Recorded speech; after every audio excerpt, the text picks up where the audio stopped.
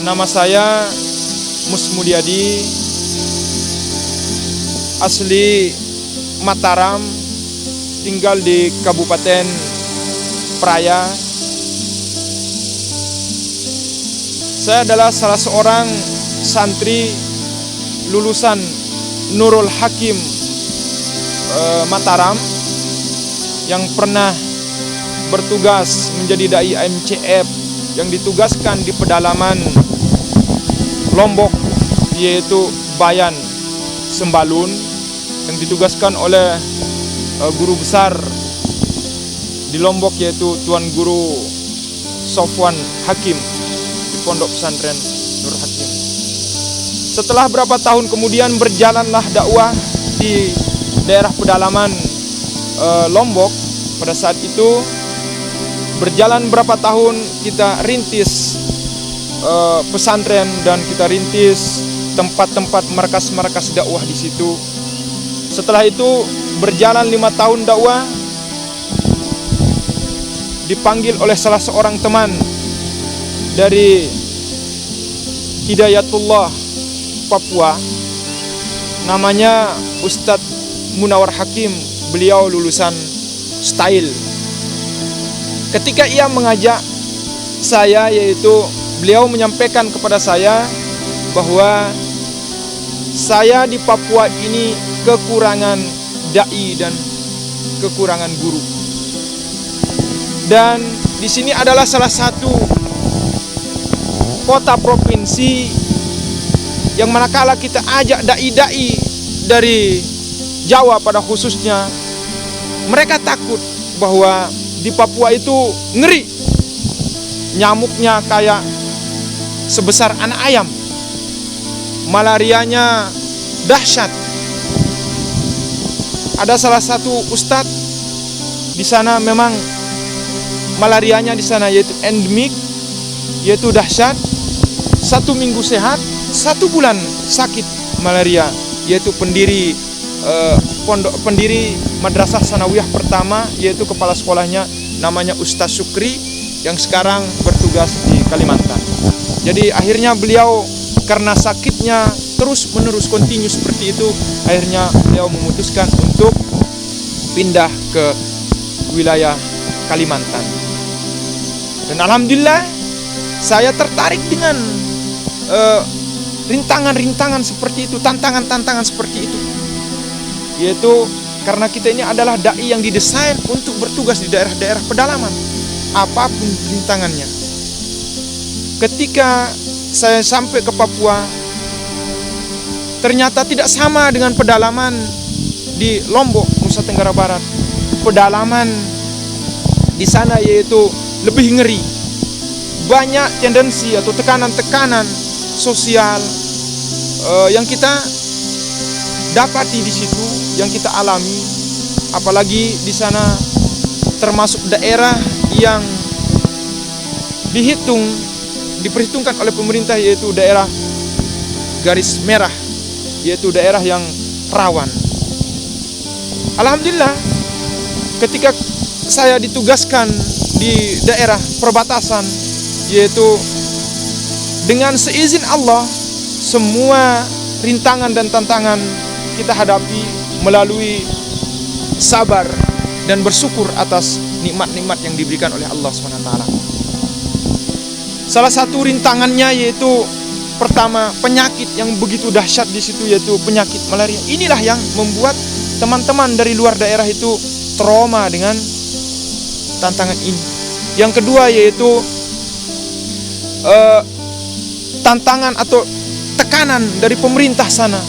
Kita berdakwah di sana yaitu membangun masjid saja, kalau tidak ada izinnya, bahkan ada izinnya itu kita masih dapat diskriminasi, yaitu tidak boleh membangun masjid. Salah satunya teman-teman di Papua Barat merasakan, dan begitu juga di Papua. Dan tekanan dari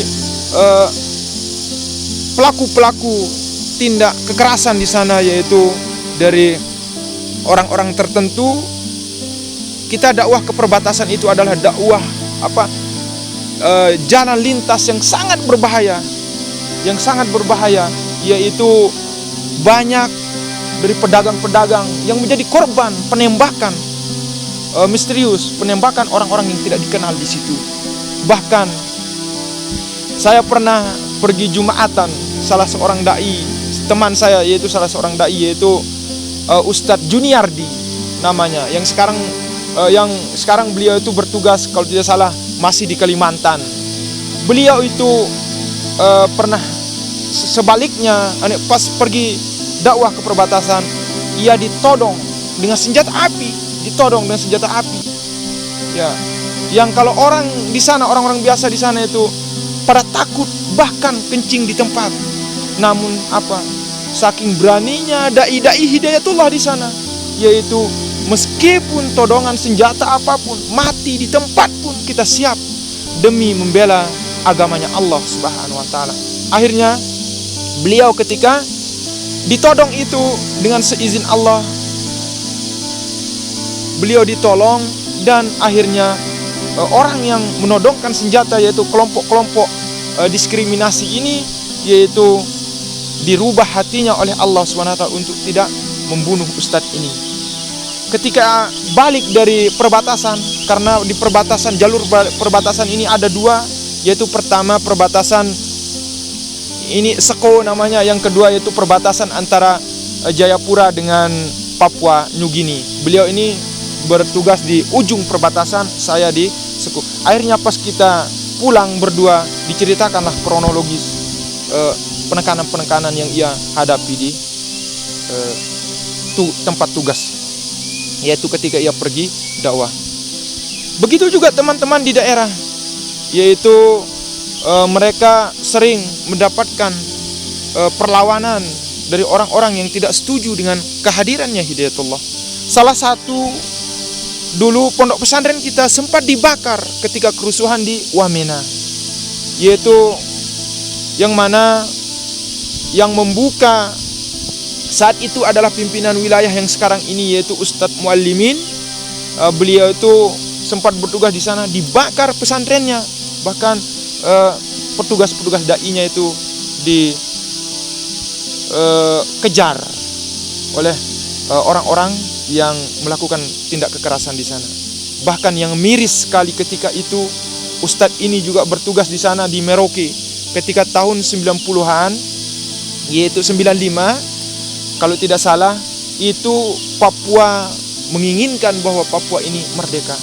Akhirnya pesantren-pesantren, salah satu yang jadi korban adalah pesantren Hidayatullah. Ketika itu ustadznya diburu, bahkan dapat santri kita itu ditembak pakai panah telinganya ini, ditembak pakai panah sehingga sampai sekarang cacat, ya. Yang kedua, sakunya dihantam pakai parang. Ya, yang ustadznya yaitu Ustadz Muallimin ini mengingatkan pada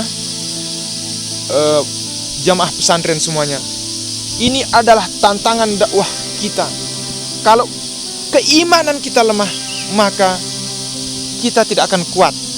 Nah, kalau kita kuat, keimanan kita kuat, kita bersabar dan bermunajat kepada Allah Subhanahu wa taala, meminta kekuatan, pertolongan, maka kita akan diselamatkan. Inilah nasihatnya. Karena tiada lain saat itu, mau minta pertolongan dari TNI, Polri belum datang. Sementara masyarakat saat itu panik pada cari keamanan masing-masing. Nah, inilah yang begitu berharga, begitu bernilai, yaitu dakwah teman-teman di daerah. Salah satunya yaitu juga peran dakwahnya Hidayatullah di Papua itu. Kemarin ada kasus di Tolikara. Kasus di Tolikara ini adalah salah satu pembakaran masjid oleh masyarakat Tolikara yang saat itu ketika melakukan Idul Fitri. Ketika masyarakat membutuhkan bantuan dan kelaparan dan membutuhkan tausiah rohani untuk menguatkan hatinya dalam menghadapi semua cobaan itu, salah satu ormas yang hadir ketika itu adalah yang pertama kali sebelum datangnya para menteri-menteri itu, yaitu Badan Mal Hidayatullah, sekaligus membawa dai ke sana untuk memberikan pencerahan pada saudara-saudara kita muslim yang panik saat itu. Alhamdulillah mereka disambut dengan baik dan para SKPD ikut di situ membangun kekuatan dan menguatkan hati korban yang ketika itu ada yang terbakar rukonya, ada yang terbakar tokonya, dan semua kekayaannya itu habis dilalap api. Tapi dengan lahirnya hidayatullah di tengah-tengah problema kehidupan saat itu, mereka terobati. Padahal korban saat itu hilangnya uang mereka itu bukan puluhan juta, akan tetapi miliaran yang menjadi korban saat itu, yaitu harta bendanya. Tapi alhamdulillah semua itu terobati. Inilah bentuk tantangan dakwah di Papua. Dan yang miris sekali di sana yaitu memasuki daerah-daerah pedalaman. Ada yang pakai motor seadanya. Salah satunya yaitu dakwah di Merauke, ke Bopendigul, ke daerah-daerah pedalaman sana, ke Asmat.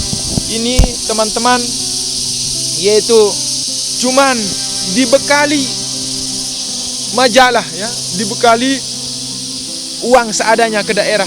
Tapi alhamdulillah sekarang di daerah pedalaman Merauke itu sudah terisi dengan pesantren-pesantren kita. Inilah yang salah satu kebahagiaan kita ya, dimanapun kita pergi di daerah-daerah pedalaman sudah ada hidayatullah. Jadi teman-teman yang di luar daerah, di Jawa, di Kalimantan, di Sulawesi, mau ke Papua, mau ke Serui, sudah ada hidayatullah di sana. Mau ke Nabire, sudah ada di sana. Mau ke Wamena, mau ke Asmat, pokoknya mau ke daerah-daerah pedalaman, di situ pasti ada dai hidayatullah.